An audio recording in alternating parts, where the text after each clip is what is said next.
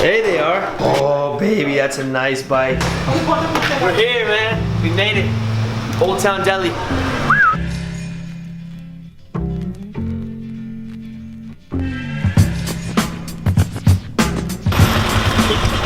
We figured out the bike ordeal. I was pissed, and George made me calm down because the guy... All right, y'all, this video is gonna be about my experience renting a motorcycle in India. It was one of my dreams.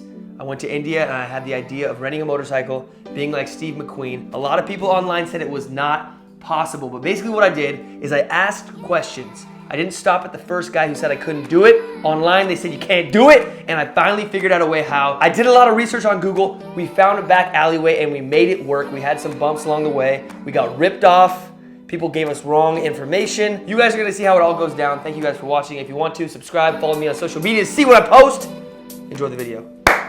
We rented the wrong bike, but anyways, we're gonna get some food, we're gonna get hydrated, and then we're gonna actually rent bikes to go to the Taj Mahal. We're not gonna let little slip-ups stall us. And just remember, when you're in a foreign country, do your research, and this is what I can say. The more knowledgeable you are when you come in, the less chance you have of them ripping you off. And if you come in knowledgeable, they know that you're knowledgeable, so they're only gonna rip you off a little bit. But if they know that you're totally oblivious, they'll rip you off a freaking whole lot. Like I said, a lot of people will try to rip you off if you're in a foreign country and if you're in your own country. We saw this firsthand because people were posing as travel agents. They spoke very good English. They said, hey, we can help you out. But they ended up charging us 10 times the amount of a normal motorcycle. They said you can't get a motorcycle anywhere else. Our bikes are $100 a day. What ended up happening was I Googled it and I found bikes for $15 a day. Back at it again with George, the trip. We found the bike shop, look at this. Middle of nowhere bike shop, right here in the heart of New Delhi, India, random alleyway. This is his shop. He's got Royal Enfields. 1,000 rupees a day, which is about, I'm not doing my math right, but like $15. Great deal. This is our man right here. Thank you. All right. He's showing us his bikes. He's got a whole stash.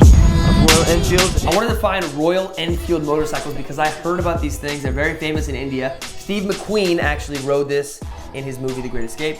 So I wanted to be like him, James Bond, get on a big motorcycle and ride across the country. We found the right guy and he's now leading us into his little den of motorcycles. There they are. Woo-hoo-hoo! The stash. All right, what about that one? Look at that, dude. That thing is sick. Dude, we found Indiana Jones's Royal Enfield stash. Look at that, dude. This thing's sick. They're all the same price on 1,000. This is straight out of the movies, dude. Straight out of the movies. Oh, baby, that's a nice bike. Yeah. We're taking the road less traveled to the ATM. Smells dang good right now. I'm in line right now. I'm gonna get I'm about to eat some money. Thank you. Pull out some money for this bike. I want cash. So it's the second day of the trip. I put my card in this ATM and apparently there was a card reader or something on there and my credit card gets stolen.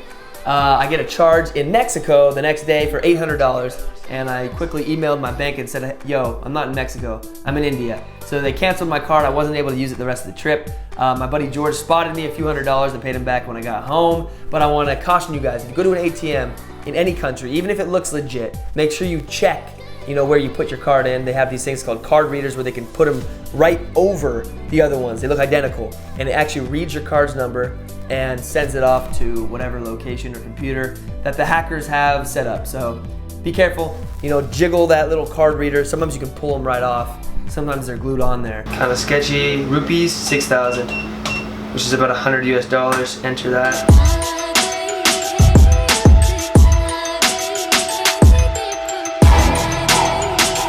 These are our bikes, look at this.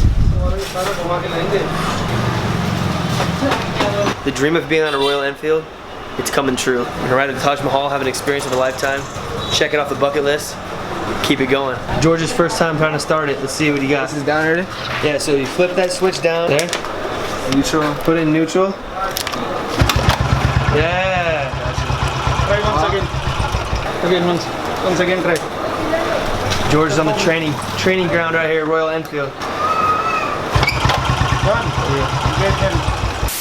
What up? So George and I, we rented these Royal Enfield motorbikes, had no idea how to ride them for the first 5 minutes, and after 5, 10, 20 minutes, we finally got the hang of it.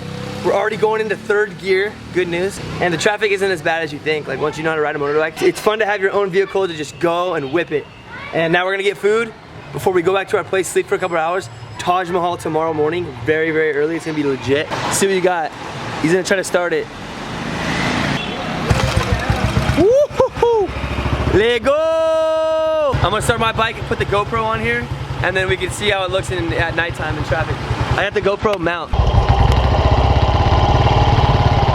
All right, I wanna make this clear. Me and George had never in our lives ridden a manual motorcycle. We somehow convinced the guy that we had experience, which we did not, and we got these motorcycles and spent the next 3 hours trying to learn how to ride one. You gotta push the pedal down to be in 1st gear, then you're up for neutral, and then 3, 4, 5, or 2, 3, 4, 5 are the next gears, and you gotta do this all with your foot and clutch. We'd never done this. We'd only ridden little teeny scooters where you just throttle it and it shifts on its own. So it was a little bit difficult, but it was definitely worth it because having a big old bike that you're riding is a way better experience. And I wanna tell you guys this, if you wanna learn anything in life, you're gonna have to try and fail at some point. So we figured, we're in India, we wanna ride these motorcycles, let's try and fail here.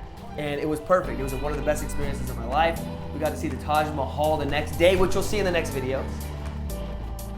But always go for it. There's always a way. Got it. Our bike key also locks our front tire. It's so nobody rolls off with your bike, so this thing, it's locked in a left position. So if someone tried to roll it, it would literally just go in a circle. And it's too heavy to carry. But if you could carry it like that, then bravo, you get the bike. We just rode to the little downtown district. We're gonna get some food. We feel like semi-locals because we got our bikes to work. We got here safely and we parked them. If they're there when we come back, then we'll be fully immersed. Chicken is the best bread you can ever get in India. Hey. That's all you need.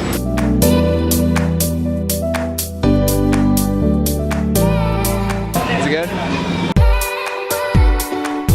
Thank you guys for watching this episode. Next episode, we're gonna see some authentic Indian food on the streets. Then we're gonna go to the Taj Mahal. Be sure to subscribe, click the bell if you wanna be updated, and follow me on social media for updates too. And I just wanna say, you have one life, and you're gonna die eventually. So make sure you go for your dreams and your goals now. See you next video.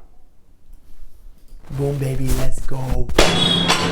It's vegetarian, but I thought it was chicken. Is that good?